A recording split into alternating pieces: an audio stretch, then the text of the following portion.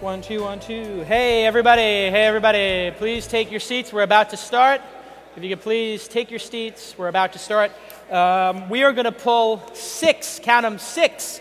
1, 2, 3, 4, 5, 6 companies from the launch pad and have them present for 3 minutes each during the grand jury session. It's going to be very exciting to have those folks. Hey, the SimX, which you can take part in the voting, simx.secondmarket.com if you want to vote. As you can see, we had some winners in the last session. Zep Technologies trading at $300, DocStock $230, and then a tie for third, Karma Key $550, and AdZerk. Hey, GoWalla has a special badge. Did anybody check in on GoWalla yet? If you a lot of people, wow. If you check in with the launch badge, you'll be entered automatically into a drawing for a free iPad, which we'll give away tomorrow at lunch. We've got an awesome afternoon for you. We've got some great judges. Neil Robertson is here. Come on out, Neil. Dave McClure, Kevin Pollak, Aaron Walter, George Zachary, David Sachs, and Yossi Vardy made it as well. Yossi made it. Incredible, I know. Who knew? Neil, Yossi, how are you doing? Yossi Vardy, angel investor in many companies, probably 100, I don't know. And a great product guy. Aaron Walter is with MailChimp and makes incredibly beautiful product. I'm a huge fan. George Zachary, amazing angel investor and VC. Kevin Pollak, actor, stage, screen, and tech geek nerd as well. And Dave McClure, 500 Startups, 500 Startups Accelerator, 500 hats, 500 everything. Angel investor in how many companies now? In your short angel investing career? 93 or 150, depending on how you count. 150 companies. Something like that. Wow, quite significant already. And is David Sachs back there? Let's see if we get David Sachs out. Awesome. Hey, Kev. Oh, man. Good. Sorry. It's quite all right. Yeah, bring your water. That's okay.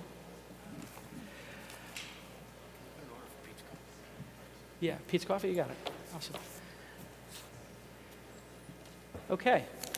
Ah, David Sachs. Very nice. David Sachs, of course, of Yammer, won the, I guess the last TechCrunch 50 2 years ago. David Sachs won, and he's back as a judge, which is awesome. Neil Robertson from Trada, good friend, awesome startup I met when I was in Boulder, incredible startup scene there. And let's get started. Judges, as you know, we're going to give them 5 minutes to present their new product. You give feedback. Generally speaking, we ask them not to talk about who they are and their competitors. You know, try to focus the presentation on product because we have a limited amount of time. But certainly those are good topics to talk about in the Q&A session. Big round of applause for Comcast for keeping the network up and running fast, huh? Can we hear it for them? Awesome. The team over there has been amazing. And it's, yeah, wow. I can't believe that it's been up all this time.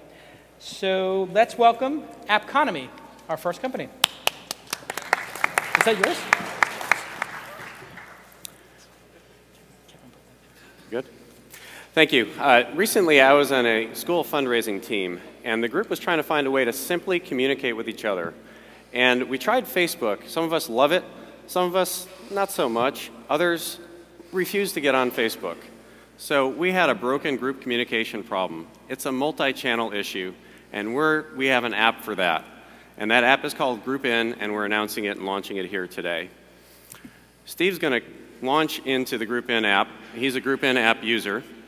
He's going to open the app, and right away you see Steve has groups that cut across his work, his life, and his play activities. And there's our school fundraising group, and we're going to go right into that. And right there you have multi-channel group communication tailored to Steve across all these different channels, including Facebook and Twitter right now. The Appconomy channel is a private messaging channel. It's private only to the group. You can get an instant in-app notification when a message is sent out, and Steve is going to send the team a message right now about a dinner donation we're looking for the auction from a local restaurant. He's simply clicking on the message, and he's going to type it to the team. As a Groupin member and a member of this team and a user of the app, I'm going to get an in-app notification instantaneously, and I can look at that message and reply to it. If I'm not on Groupin, I'll get an email, and I can still interact with the group. It's that simple. Now, the next thing I'm going to do is go out to my Facebook network and see if anybody has responded to a message I put out to members who are members of my Groupin group, but also members of my extended Facebook group. And indeed, I sent an inquiry out, posted an inquiry earlier, and I've gotten a couple replies back from friends in my extended Facebook network that I can take. One's a sushi restaurant, Uchi, and another one's Kenichi. So Steve can easily reach out to his entire social network beyond the group and find a lead for this restaurant, and now he's going to bring it back home right into the group. And the way he's going to do that is not bother the entire group with the dreaded reply to all. He is going to click communicate and select a couple people from the group and send them an email and get them onto this Kenichi donation. And he knows these people have connections with Kenichi, and they're going to go work on that project right now.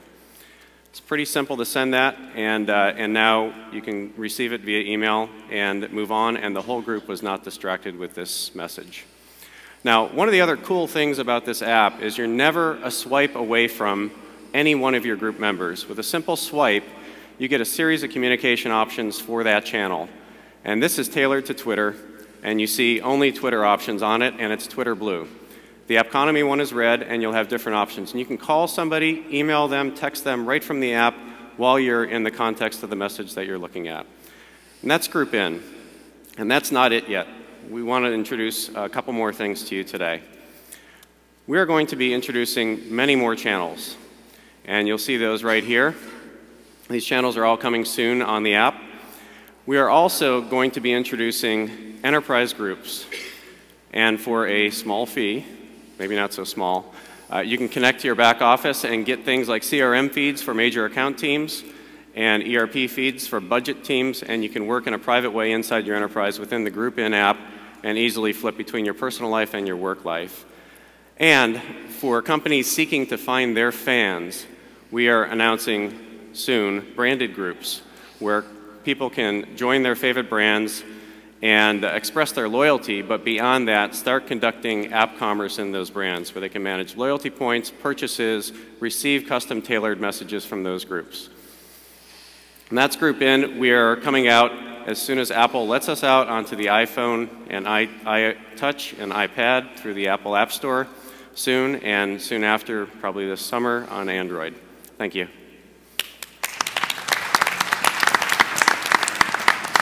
David, you make enterprise group software with Yammer. It's very successful. Millions and millions of users over the last 2 years. What do you think about this group collaboration, consolidating it into one app? Right. I guess well, let me get some clarification, I guess, on the product. So is the idea to aggregate groups from these other sites, or are you creating a new group? I wasn't quite clear on exactly what the product does. You can create a new group if a group doesn't exist today on a channel. If you have an existing group, you can integrate that as a feed into here. So if you have a Facebook group, or in fact, we would like to have a Yammer channel as well, and you already have a Yammer group, that is one stream that can pull in among many others. So we're trying to provide multiple channels of communication. If a group already exists, we pull that in through that channel. If it doesn't, we have a way for the group to collaborate within the app channel itself.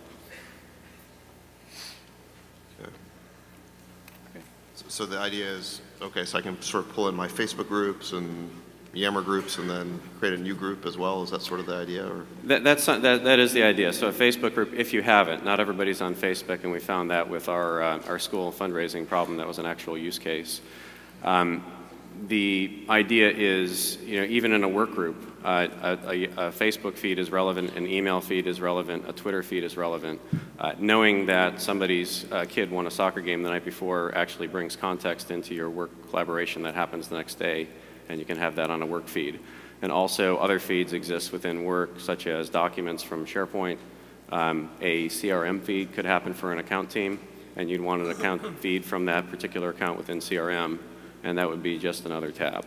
And then you can have a collaboration tab, which could be a Yammer tab as well. So sorry, I don't want to monopolize the time here, but is there anything that I can't do with a Facebook group that I can do with your product? Or what is it that Facebook groups isn't providing that you're solving? For collaborating with somebody that's not on Facebook. is one. I tend to think that's a increasingly shrinking portion of the world. In this particular group, we had 20 people, and only 14 of them were on Facebook. But if they're not on Facebook, what makes you think they're going to be on your product? Well, I mean, I think one thing I'd offer is that this gives the individual a choice. If you are on email all the time, or if, for example, your kids live on text, or say my college kids are on Facebook, or it's somebody who happens to want to just sort of have a single purpose private group, you can combine all those channels into our group, build different groups according to that, and each person can kind of see the communication stream the way they want to. So it really provides a choice. I mean, it's really channel agnostic. We can pull in as many channels as you want and only use the ones that are relevant to me. If I'm a Facebook guy, great, and I can connect to my Facebook network. If I'm not, great, it doesn't prevent me from participating with the group through any one of these communication means. And a lot of times you end up running into an urgent need where you need to get in touch with somebody urgently and you want to call them or text them or email them. And we just provide that right at your fingertips to be able to do that from right within the context of the group. Okay. George or Aaron, I see you're Yeah, I have some bias here because I'm an early investor in Yammer.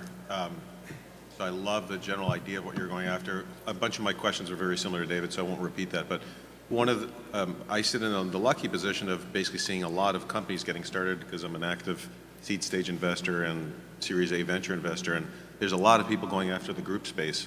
So I'm just wondering what you're going to do to stick out amongst everyone else.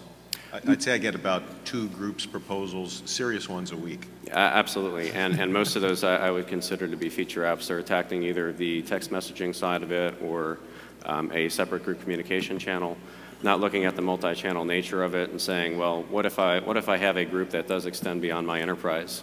Well, one of these channels limits me to the enterprise. The other one allows me to extend behind it. Go ahead. I think we're kind of diving down a rat hole here. So some basic questions. Enterprise, small business, or consumer target? Which one? It's a consumer targeted app. Okay, it's so it's groups for everybody. Consumer? Consumer for everybody. So this, we think, yeah, it so would you're cut. going to get killed unless you're like best in class on mobile for consumer. Like I think there's an opportunity maybe in enterprise for mobile because nobody's doing that well, and I think LinkedIn hasn't really gone after mobile very well, and there's plenty of opportunities there, although I'm sure my former boss here would like to say that they have their hat in the ring.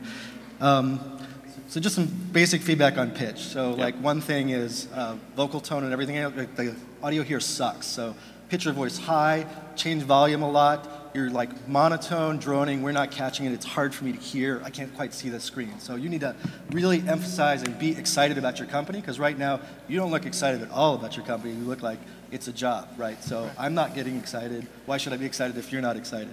So clear identification of customer, what's the value proposition, dive right into it, and then address objections on all that stuff. Like you're not winning us over here at all, and I would agree with George, like see tons of group stuff, so like why is groups important? So I'd be like, mobile, nobody's doing groups on mobile very well, except actually they are, there's tons of people that are doing groups on mobile right now, excessive valuations.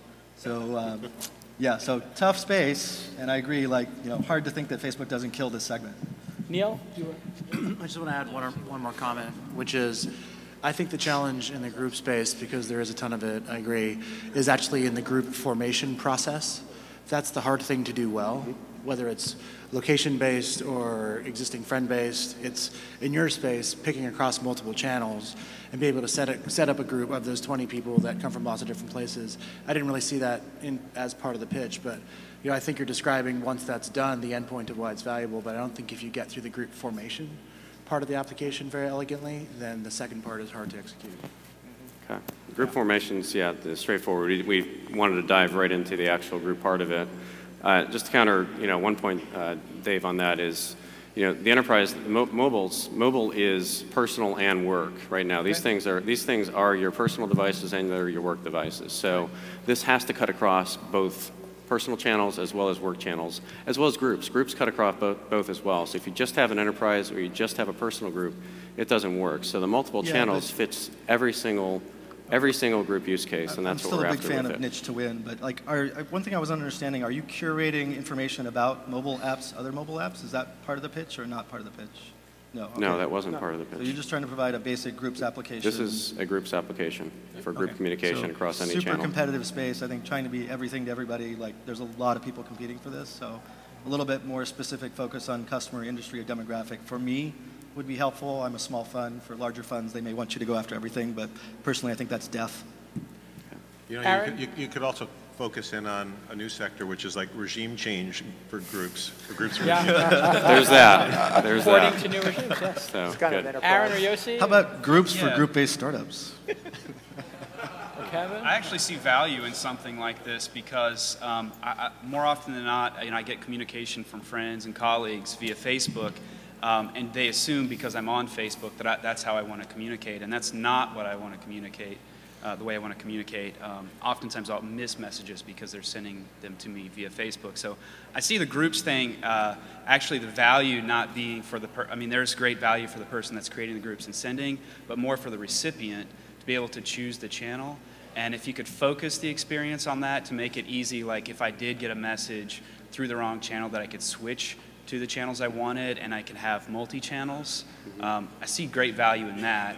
I also, from a user experience perspective on the groups creation side, being able to create smart lists, smart groups, where you could cull interests and data about people that you want to communicate with from these various platforms, aggregate that into one place, and then say, I want to talk to everybody that's interested in X, Y, and Z, that is in this location, that sort of thing. People, and it could even be real time, like people that, my friends that are nearby, that sort of thing. And that's a roadmap item, and I do want to highlight that one particular point where one of the things behind the grouping piece of this market is when you actually look at groups, we actually interact with about a couple dozen or a few dozen people on a regular basis, on a day-to-day, week-to-week, and month-to-month basis. So if you have hundreds of friends on Facebook, you are missing a lot of feeds from those most important people in that circle of 20 or 30. And that is one thing that this absolutely does bring together, is you're not going to miss those important feeds from Facebook. And then, roadmap item, obviously, when we start connecting to other channels, we can start doing some intelligent mining of the data that's in there and the communications that are happening and forming groups that way too. So that's out in the roadmap. Kevin or Yossi, any thoughts? I will say only one thing for the purpose of not being left out. So I'm here, there is a microphone, so I have to say something.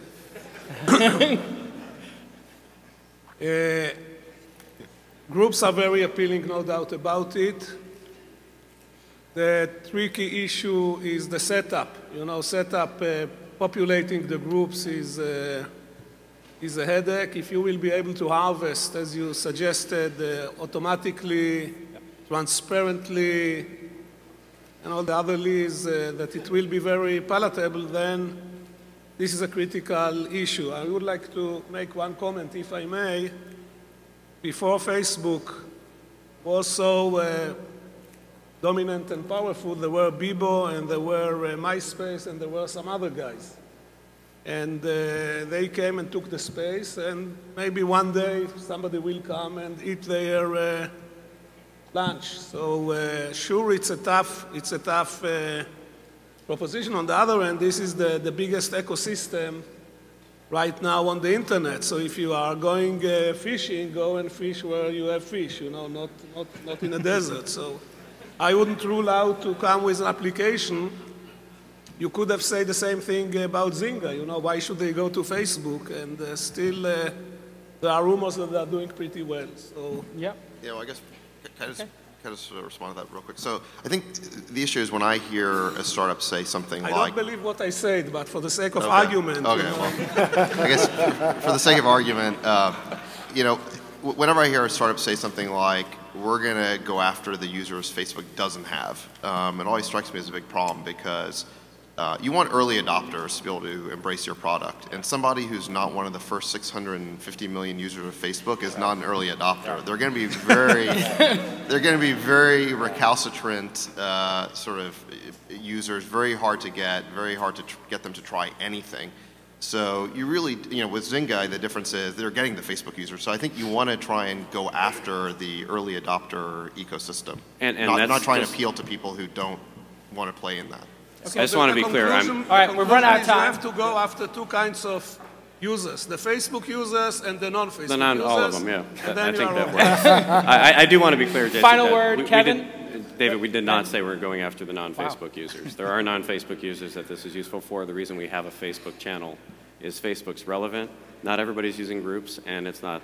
Is there anybody in the audience who is not using Facebook? Raise your hand. Okay, those are conscientious objectors. I just want to point out. I don't understand my accent. All right. North Korea in the house. We have to stop this because it's becoming a train wreck. Kevin, you have any final words? In closing, I would simply suggest to beat his suggestion on your monotone is to study Christopher Walken. There's a fluctuation there's a fluctuation that becomes musical, my friend, and along with a change of shoe choice, it will help you. Hey-oh! All right. Your groups are awesome. They just need more cowbell. Okay. Wait, Shervin wants one last. I just want to say, you know, I'll have to use my grand jury status to say I'm officially branding Dave McClure the Colonel Gaddafi of startups. Yeah. All right. That's like slamming a baby Can I turn off the monitor? But I would love to spend some time with you guys and brainstorm a little bit to help you on the product. Great. All right. There you go. Well done, guys. You took the meeting well. Hey, we didn't promise them that it would be easy, and this is incredible advice, fashion and otherwise. Let's welcome to the stage Disconnect, which is part of the 2.0 competition. When we browse or search the web, we share loads of our personal data. Some of what we share is obvious and are things that we want others to know, like an address to ship a product to or a status message. But most of the data we share is non-obvious and are things that, given the choice, we'd probably rather keep to ourselves. Like if we go to any web page that loads content from a social network that we're part of, the web page that we've gone to, as well as our name and other personal data, actually gets sent to the social network. Or when we do a search and we happen to be logged into any of the search engine's other services, again, the query that we've entered and our name and other data get sent to the search engine. So today, big chunks of our browsing and search history, which are likely to contain sensitive health, financial, and other info, are being collected outside of our browsers. And this isn't some theoretical problem. Even the largest online companies have had lots of trouble keeping our personal info to themselves. There's been case after case after case where our personal data has been leaked. So privacy tools, web privacy tools have been around for a decade or so. And while they're powerful, they tend, I think it's fair to say they're designed by engineers for engineers. They can be tricky to configure, confusing to use, and they tend to break or slow down the web. Here's a shot of Google Maps before and after with one of these tools running. And that's where Disconnect comes in.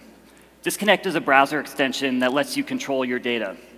And the extension is designed for everybody. I'm going to show you how easy Disconnect is to install and configure. So from the extension installation page in Chrome, I'm just going to hit the install button. I'm going to confirm. And I'm completely done. If I go to any web page now, the first thing you'll notice is I get a real-time counter of all the tracking requests that are blocked on the page. Disconnect knows about and can block more than 100 third parties and search engines. If you want more details about exactly what's being blocked, you can click on this counter. And rather than show you a long laundry list of blocked services, Disconnect does some smart auto-categorization. So we have the major third parties and search engines broken out. And then we have categories for advertising, analytics, and social networking services. If you want even more details, these are expandable. These categories are expandable and collapsible. And the third parties are also hyperlinked if you happen to not know what one of them is. So now if we look at the web page itself, I think the killer feature of Disconnect in terms of making privacy simple is that on the page, Disconnect will show you exactly what's being blocked. So wherever blocked content would have been rendered, we see these Disconnect blue boxes. And if we look really closely, you can even see tracking pixels on the page. And if you mouse over these boxes, you can see exactly what content would have been there. Here's some content from Facebook, an ad from OpenX, and so on. And the really cool part is that if you click on these boxes, rather than having to unblock a service and reload the entire page, the content will be loaded immediately in line. Now, of course, when I'm clicking, I'm sending my data to these third parties, but at least disconnect gives you the chance to make a conscious decision about whether you want to share your data or not.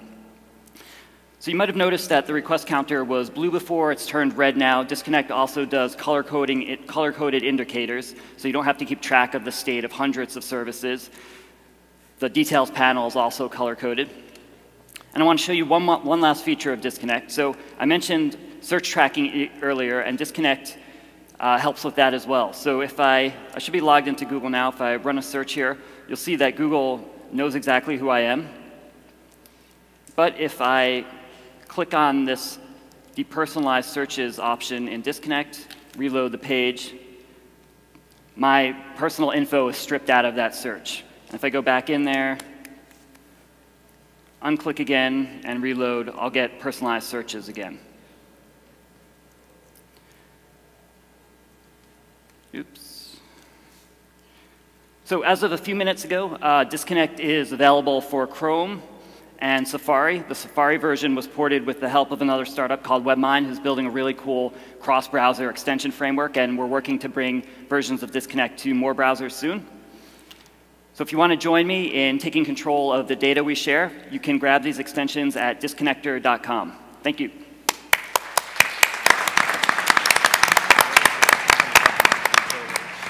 Okay. Panel, what did you think of Disconnector? I'll jump in. I actually use your extension. I love it. Thank you. Thank you. The parts that I'm concerned about is how do you turn it into a business? That's very easy. You collect cookies, and you know who is interested in this kind of product. Yeah. That's the plan B.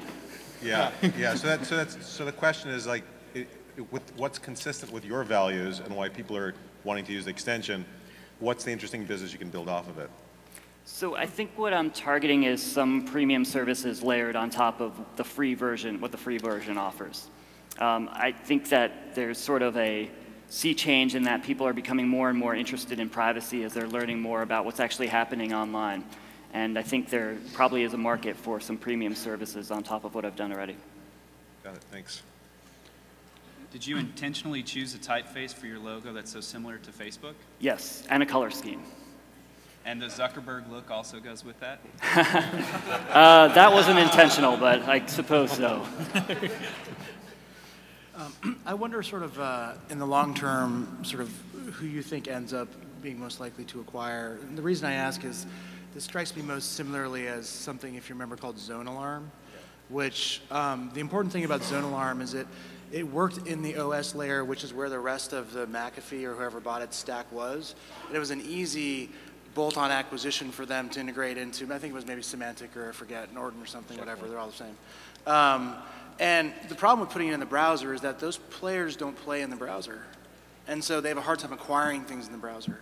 So the question is, can you move it into the stack that they would acquire? Because this is something very obvious that they would acquire. It is Zone Alarm for social. I totally get it. So just a thought about strategy for the business.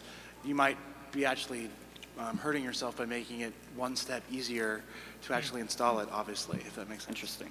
So I think the antivirus guys are moving or have moved a little bit into the browser, and maybe more so as the browser becomes the OS with Chrome if that ever takes off. But yeah, I mean the other way then is to do the, I forget what it is, SiteSeer, SiteWatch that did the grading, the Google anti-spam stuff when you sort of go into, I mean those are the two trajectories that you have analogous history for, and I think you sit sort of uncomfortably in between those two. So from a endpoint perspective, I think you need to veer down one path. That's my perspective.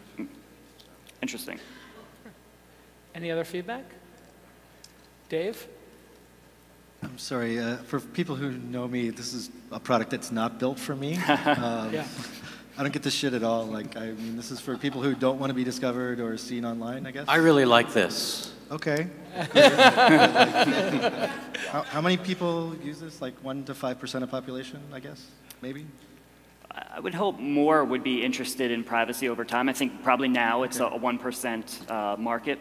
So people who are afraid of being watched or like deal with online. Okay, so like small minority. You'll never go broke underestimating the C- students that make up this country, and they are becoming more and more concerned about their No, but I mean, I think it's probably a more intelligent audience than less. I mean, well, there's probably people who are just afraid, which is very low intelligence, but I think there are people who are aware of all the shit that's going on and are suitably afraid. But I still don't think this is large market. You need the C- to B+. You need those people. Yeah. You get to the A- and then they know too much. But in between there, they're getting hit by the 11 o'clock news because they're still getting their news from television.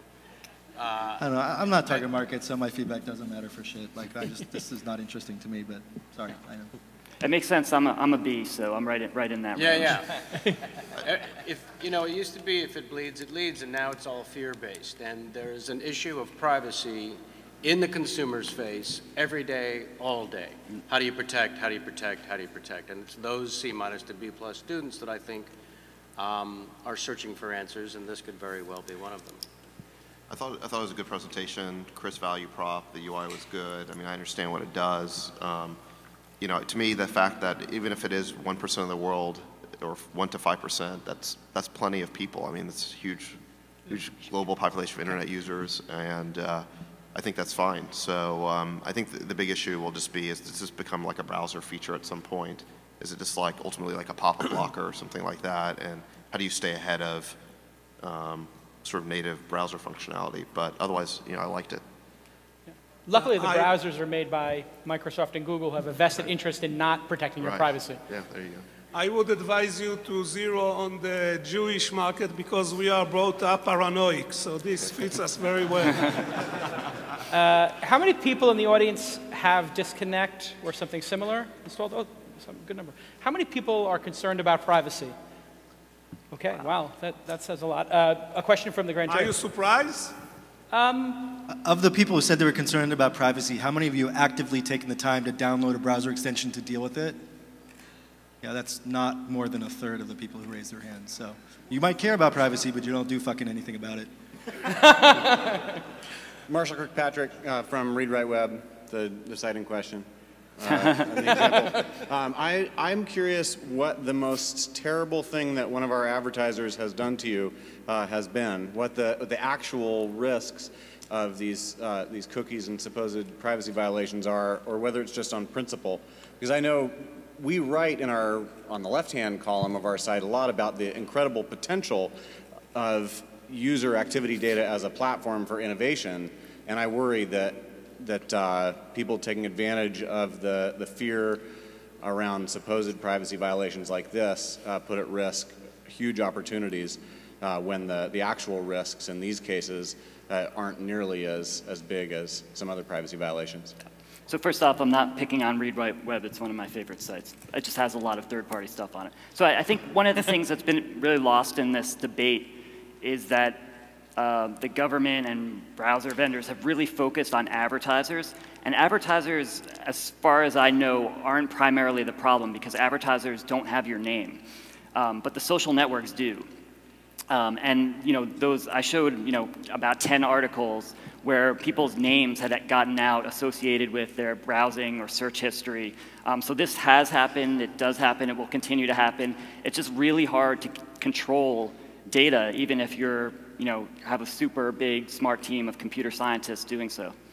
So can I jump back in? I think I got this now. Yes. So you need to be super animated, same feedback as the last presenter. You're bored with this. And this is a revolution. This is Facebook is stealing my fucking data and doing things with it that I don't know anything about, and I want it back, right? That should be your mantra and rallying cry. There's a revolution going on around privacy. We're going to take control of your privacy. We're going to pay you to take care of your privacy. We're going to figure out how to monetize in ways that you care about, and fuck that Facebook, and fuck Apple, and fuck Google. That's how you should go after this. Then I'd be oh yeah, I need this product. I want this product. It's gonna take care of me and make sure none of these scary ghosts or goblins come after me. But I'm not getting that from the disconnect. Disconnect with an exclamation point. Disconnect. Sell it, baby. This guy is using not nice language. I'll give you a great example of where some of this leakage comes out right now. So I was actually answering a question on Quora about one of our investors, Entrada, taking a very sort of professional tone and writing a very nice note about how they've been great to us. And I posted it, and I realized that Quora had pulled in my current Facebook picture, which was a picture of me dressed up like Santa Claus with a bottle of Jameson in a club dancing on the table. Not necessarily the best endorsement for a Google-backed company. So this was a bit of a problem because there's all this sort of leakage between the networks. I think the other good example now is I went recently from Facebook to a Living Social landing page. Now, I'm not picking on Living Social because I think a lot of people do this. When you land on that landing page, it shows pictures of all of your friends and their names that like Living Social. It's a very benign example, but I'm being used to promote products externally out of Facebook to my friends. You can see where that gets very dicey depending on what landing page you land on and what of your friends are associated with promoting that product because they don't know they're promoting that product. I think that's the most interesting, challenging piece. Interestingly enough, Michael Arrington and I were both added to NAMBLA the day Facebook groups came out. But it says something about our friends. Let's hear it for Disconnect. Awesome. Well done. Well done. In our 2.0 competition as well, let's welcome Jibe. Thank you, Jason. I'm Joe Essenfeld, CEO of Jibe.com. Jibe is the first and fastest growing social recruiting platform. In January, we served over 1 million job views and sent over 50,000 applications to the employers hiring on Jibe. Now, what employers hire on Jibe? We have HP, Amazon, Raytheon, Intel, as well as other top Fortune 500 companies, all hiring directly on Jibe. And what makes Jibe so special is that job seekers get noticed because of who they know at the jobs that they're applying to. We built technology that integrates directly with the internal recruiting software at top enterprises, as well as has a deep integration with the Facebook and LinkedIn social graph, so we allow job seekers to actually attach connections directly to their applications. Now, this is also different than traditional career sites, because if you go to Monster, Career Builder, even LinkedIn, when you hit apply, you leave their site and you go to the actual employer's recruiting software. The user experience is bad and there's no option to include social. So we were able to add the third dimension to the application, which is who the job seeker knows. Now, I'm very excited to launch today at the launch conference an extension of this disruptive recruiting technology to the mobile platform. I give you the mobile version of Jibe.com, so fire up the Elmo. There it is. So this is our logged out homepage. We force job seekers to log in with either Facebook or LinkedIn. So Peter chose Facebook, and that actually acts as a quality filter for us. So by requiring job seekers log in with Facebook or LinkedIn, we encourage the ones who are willing to activate their connections to get hired to use Facebook to get hired and get noticed, or LinkedIn. We also filter out the job seekers who are concerned that either they don't have strong professional networks or they don't want to tap into them to get hired. So now this is our job listings page. We have full search functionality, including location, job title, keyword. We're actually going to be adding geo-aware location search, so we can show you jobs wherever you're located with your mobile at that time. So we searched for some MTV jobs, and why don't we pick one that looks interesting to apply to? How about this senior project manager for social games at MTV?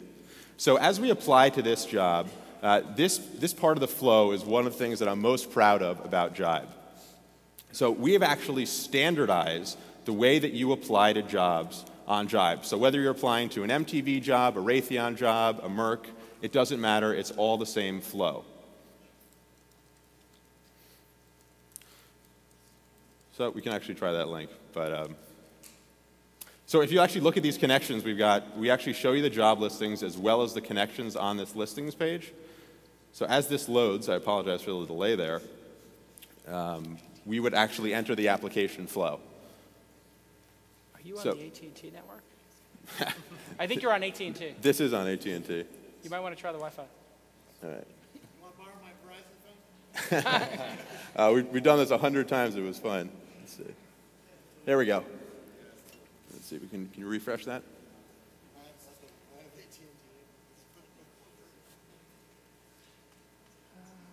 All right. I apologize. Thanks to AT&T for that one. Anyway, so this is the first stage of the application process, and this is my basic information. We've enhanced some features for mobile, like how you would attach your resume. So most people actually have their resume in their email, and we've allowed you now to be able to forward that resume directly to resumes@jibe.com, and we can automatically attach it to your application. You can also import your profile from LinkedIn and use that as your resume.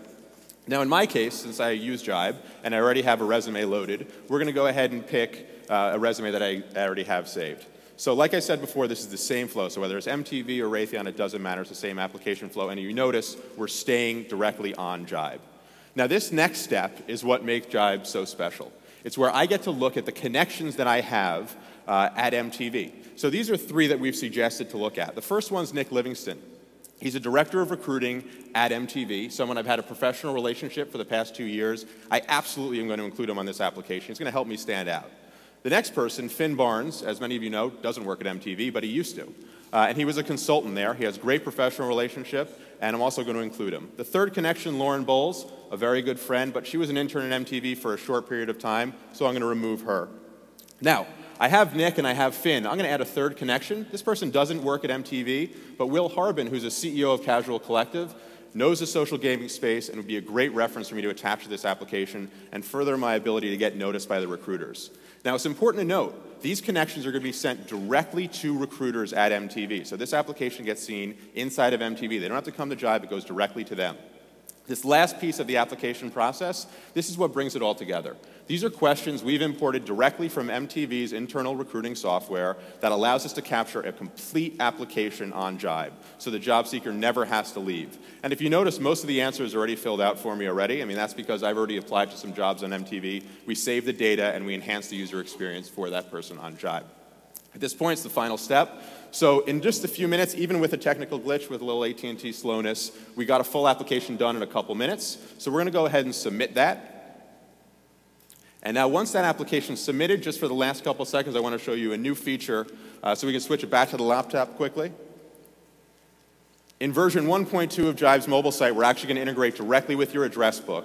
So when you view those connections at your job, you can actually call them. So when you're applying to MTV, you can go ahead and call Nick, call Finn, and say, hey, I'm applying, and that pulls right directly from your phone. Thank you so much for your time. I hope you enjoyed Jibe. Okay, panel, we saw Disconnect giving us all the reasons why we should get off of Facebook Connect, and now we're seeing all the reasons why we should use it. What did you think? I see two flaws. One is I don't want any of my Facebook content associated with any job application. I don't want personal photos. I don't want any of that stuff going into a professional situation. I'd want to guard that, and I think a lot of people would feel the same way. And a job application process is something that is meticulous. You think about, it's not fast, it's not mobile. I want to do that. I want to really, really think about my resume. I like the idea of being able to find the connections, to be able to find the jobs. I think that's kind of the cool feature that you guys have going. Sure. But the process would, I think, freak out most people. Yeah, well, it's interesting because we're seeing some really good data of how people are actually using Jibe and using their connections. And first, to address the first question, we don't include pictures or anything about your Facebook profile. The only thing we show is who you know. So when I applied and I used Facebook Connect in that case, I just showed who I knew at that company. The recruiters can't access my profile, they can't see my picture. Because it goes directly into their applicant tracking system, we control 100% of what the data that we send over. So we'll give them a link to the connections profile that I'm including, and that's completely at the discretion of the job seeker. The second piece is, I think for a lot of senior level jobs like a VP level or really in our industry, you do think about your job search, and it's about making meaningful decisions. While the majority of the people looking for jobs, it's about quantity. It's about finding the right jobs, applying, and getting noticed as much as you possibly can, and that's what's been going on for a number of years. So I agree that we don't want anyone to rush through an application. This wasn't so you could apply to 100 jobs, and we actually have limits to prevent that from happening. But this is so when you're at work, if you want to use your own personal device to apply, you can do that. If you're on the subway and that's your own 45 minutes of time, you can actually apply to a job, and you can save it. So if you lose internet reception, you come back to that application. So it's really an extension. We're not looking to make this a cheaper transaction. We're just looking to make it better and focus on mobile and social in a professional way. And the companies that sign up for us, they're terrified of people's Facebook data. They don't want it because they could get sued. So they just want to see who they know, and it's just like taking the referral process and giving it to the job seeker rather than putting it on the company itself. Where do your job listings come from? We have relationships with the employers. So we have Lisa Closer runs our enterprise sales, and we've developed these relationships over the past months, and most of our customers are paying customers and actually have renewed already with us. How do you think people discover your app or download it? So right now, they're just going to come to Jibe, and it's going to be a mobile-optimized site. So we don't have an app yet. That'll be the next iteration of this. So it's really how they're just coming to Jibe mobily now. So, I mean, just feedback on presentation again, like you're better than the other presenters, but still be excited about your own product. This room is tough, so like pregnant pauses, dramatic effect, pitch your voice high, or natural basso, that doesn't work in this room. Sure. The basic use case is very simple, right? LinkedIn works for people who are professionals. Like you should cut to the chase. Hey, we're LinkedIn for Facebook, right? Or at least that job portion of it, and there's other competitors there, but people should pick up on that right away. I sort of disagree with the use case, like, yeah, lots of people are going to be concerned about, stuff on Facebook, but that's the older generation, not the younger generation. I do think the point about whether the mobile device is the right use case for this is valid, so I would address that issue. But like, I think you're spending way too much time on the demo. It's hard for us to see the screen. I'm betting it's hard for them to see what's going on. Sure. Just got to like tell that aspirationally. Like I would try and get into it more with us about like what's right or what's wrong about that. Because like the base use case for your product is probably correct, but I bet you there's a lot of competition. I know Branch Out, I know several others that are out there. Right. So like there's definitely meat here somewhere, but you got to convince us that you're the one, not these other guys. And I don't think we got into that enough. George, what do you think? Go ahead. Some feedback from George maybe, or Yeah, David? I just kind of balked at the mobile interface. I was, similar to what Aaron said, I think job considerations are, people put more energy and time into it, so the mobile thing was a total, no pun intended, disconnect for me.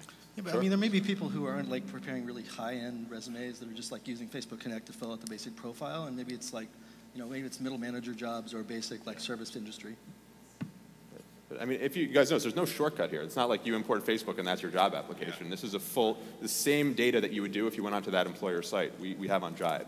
And then just a quick note, we're definitely not LinkedIn on Facebook. We're a separate platform. So what Branch Out is doing is great as a Facebook app, but we're actually a recruiting platform more focused on actually getting people hired, not on putting professional networking on Facebook. So dealing with the ATS workflow then? Absolutely. Yeah, that's all proprietary technology. So the way that we integrate with MTV's ATS, Merck ATS, those are both Taleo integrations. Our site actually communicates with their Taleo integration to send that application in. So then I go back to the same thing, like why does the mobile case make a difference in the ATS workflow? No one can apply to an ATS via mobile right now. So a lot of the companies that we're working with can't offer a mobile application experience unless they post their jobs on Jibe, because we're the only ones with the technology to do that. So I think you need to show us like convincing data why like users who are mobile feel like that's a problem. Like. Sure. Yeah, I mean, some of the best data I should have included is on the Monster app on the iTunes store, where people are like, I like the app, but I can't apply to jobs. Okay. Awesome. Okay, let's hear it for Jibe. Great, thank you.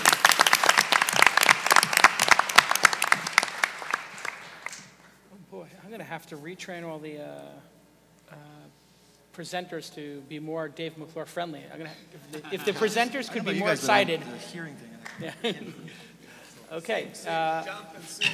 Jump up. There you go. Oh, Yossi's investing. Okay. Please join me in welcoming Daqiri.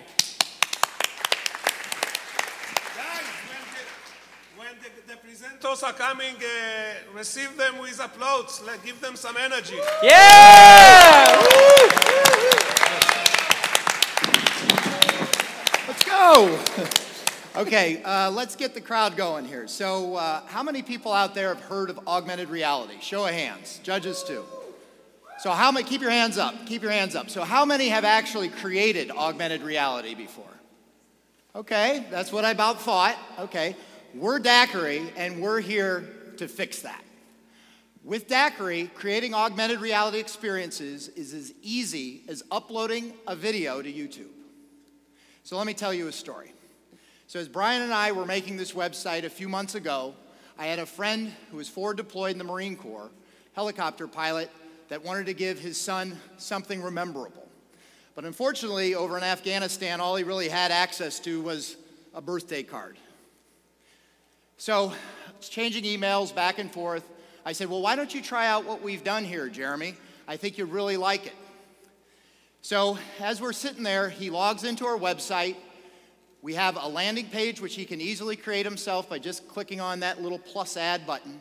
You can upload multiple video contents, or you can, you can upload multiple contents, videos, images, links.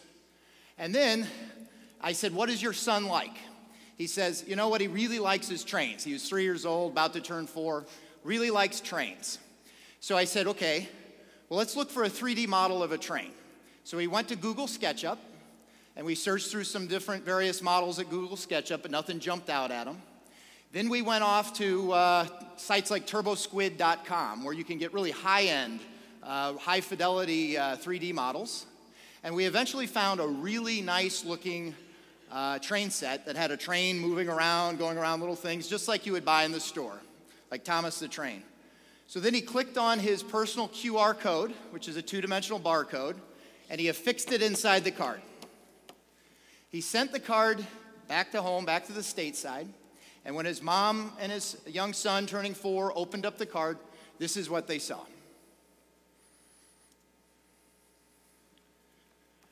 So the use case goes on from there. So with his access to our account now and our website, Jeremy each week could change the content. He could put a plane in there next week. He could put a car in there the week after that. He could change the video. He could change the picture. So each week his son opens up this one simple card, and every Monday goes, what did Dad give me on this Monday? And he did all of that from well overseas, just with an internet connection. So as compelling as that personal use case is, I think that the commercial applications for this technology are even more remarkable. Imagine being able to see a countertop in your kitchen through your mobile phone before it's installed. Imagine standing outside a real estate sign and seeing a three-dimensional model of the real estate, or the house, I mean, before, not even going inside. Or imagine a door before you buy it and how it'll look like in your room. All of these things currently cost tens of thousands, 50, 60, over $100,000 with the current companies out there. With Daqiri, basic service is free, professional service is $20 a month. So for $20 a month, we give you the tools to create augmented reality experiences and applications that we haven't even yet thought of. So again, Daqiri, we're launching private beta today. Encourage all of you to stop by the booth and get on the sign-up list. We're the YouTube of augmented reality. Thank you.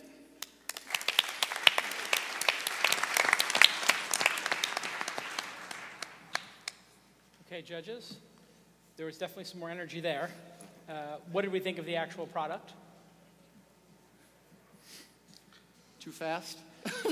Is the app Should I do it again?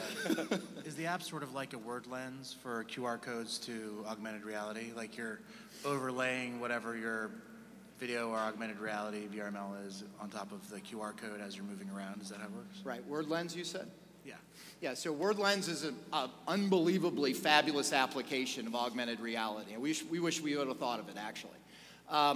What we provide is an application service that companies like WordLens could come to our site, use sort of their translating technology or whatever, those algorithms, and layer them above, sort of on top of our actual engines and our tools. We've created a set of libraries that allow this API to be completely drag and drop, no code, absolutely no code, and just simply drag and drop your applications into our web service, and it provides all the sort of the underlying underpinning tools in order to kind of experience the augmented reality. Seems like a really cool technology. I think the problem with something like this is that it's so nebulous. Like the use cases you presented of the birthday card to the door in the house, I don't really see someone going through the effort to figure out what a door would look like in their house. But if you focus it on a specific niche, I think that's what you were saying earlier, Dave, about tackling a niche. Like the online pet things that kids just go nuts for, there's tons of money in that. Correct. Webkins where they're basically taking care of an animal and checking back in on a regular basis to see how it's changed. Something like that would be pretty fantastic where you've got a very specific So we market. have a couple customers, or potential customers, I should say, that we've been in negotiations with.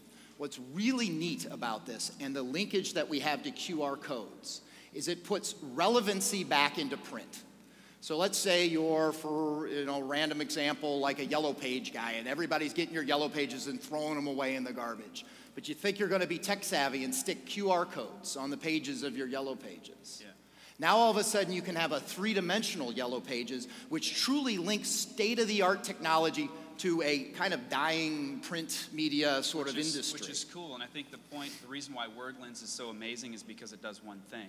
I know what it does for me versus Daqiri is going to do a lot of things for me, and when I have uncertainty about how it fits into my life, I won't take the time to figure out how to use that. So whatever it is that you use this platform for, seems like you guys are doing cool stuff. Just say it does this one thing instead of everything for everybody. Okay, thank you. So am I correct that you're basically anchoring 3D content with the QR code, and then your application is used to basically interpret the QR code into some viewable 3D experience? Correct. The QR code does two things. Can One, you speak in a less monotonic? Put some energy into your...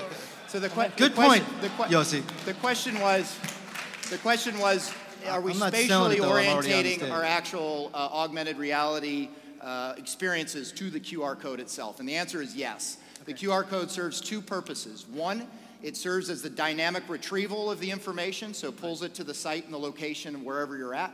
Second, it does the spatial orientation to keep the perspective of the actual And your object. app is required to have that viewing experience, correct? One more Your app is required to have that viewing experience. Correct. Our app for the VR, for the the augmented reality aspect, yeah, our app Okay. is required. So in order for this to fly, you need to get pretty decent distribution of your app to, consumer audience? Yes, we would. Okay. Right. Could you explain how you want to do that? So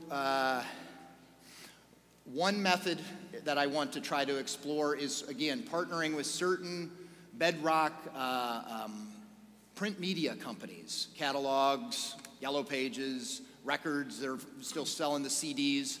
Partner with large white label products like that and convince them that this augmented reality link is a good one. Once we get those partnerships in place, then anyone that wants to experience it will be forced to. Super Pages, for example, has 85 million people that they deliver in the United States. So you'd be a technology provider to big, dumb, clueless organizations you think would have 3D experience opportunities. What's that? You'd be a technology provider to big, dumb corporations with lots of money that have Correct. opportunities to be 3D experience interesting.